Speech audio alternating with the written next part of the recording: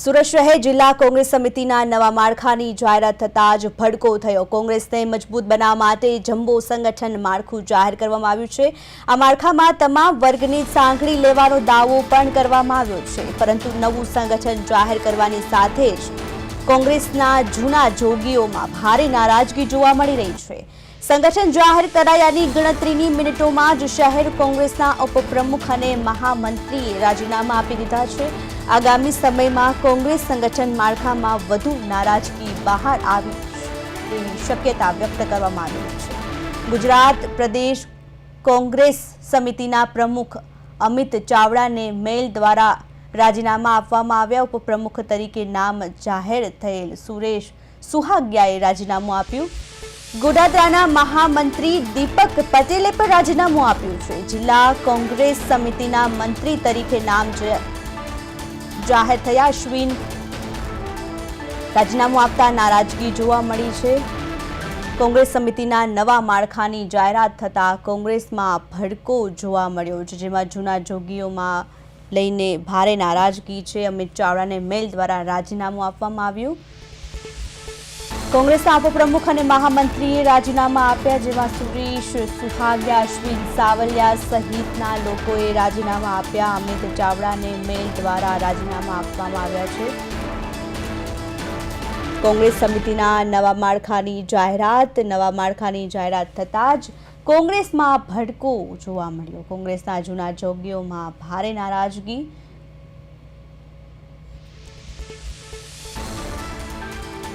વધુ વિગતો માટે અમારા સંવાદદાતા અરવિંદ રાઠોડ જોડાઈ ગયા છે। અરવિંદ, શું છે વધુ અપડેટ્સ? બિલકુલ, સુરત શહેરમાં જે રીતે કોંગ્રેસમાં જે નવા માળખાની જાહેરાત થવાની સાથે જે રીતે કોંગ્રેસમાં ભડકો થયા હોય તેવા દ્રશ્યો સર્જાયા છે, અને જે રીતે એકથી સાથે 5 જેટલા જે લોકો છે તેમણે રાજીનામા ધરી દીધા છે, એટલે સુરત શહેર કોંગ્રેસના પ્રમુખ પ્રત્યેની જે નારાજગી છે તે સ્પષ્ટપણે રાજીનામાની સંકેત આપી રહી છે। અને સાથોસાથ ગુજરાત પ્રદેશ તરફથી નવા જે સંગઠન અને માળખાની જે જાહેરાત કરવામાં આવી છે, અને તેની સાથે જે રીતે સુરત શહેર કોંગ્રેસમાં ભડકાની સ્થિતિ છે તે જોવા મળી રહી છે। એક બાદ એક ધડાધડ છે તે રાજીનામા પણ પડી રહ્યા છે।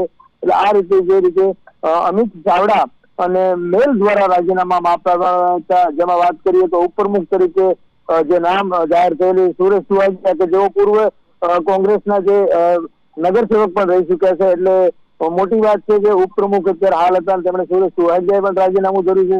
ગોડાદરાના મહામંત્રી દીપક પટેલે રાજીનામું આપ્યું છે।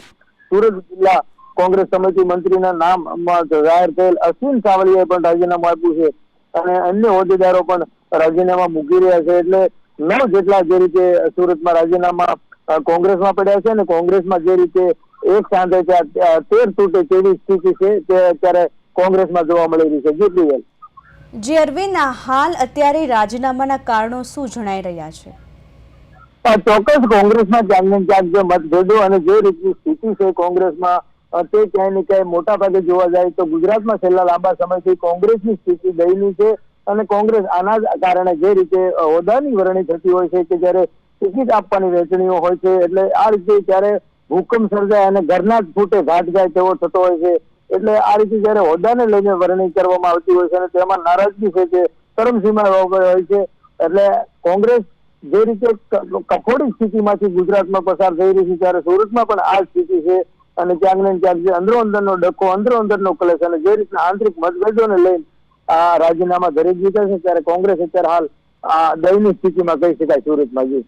જી અરવિંદ, સમગ્ર માહિતી બદલ આભાર।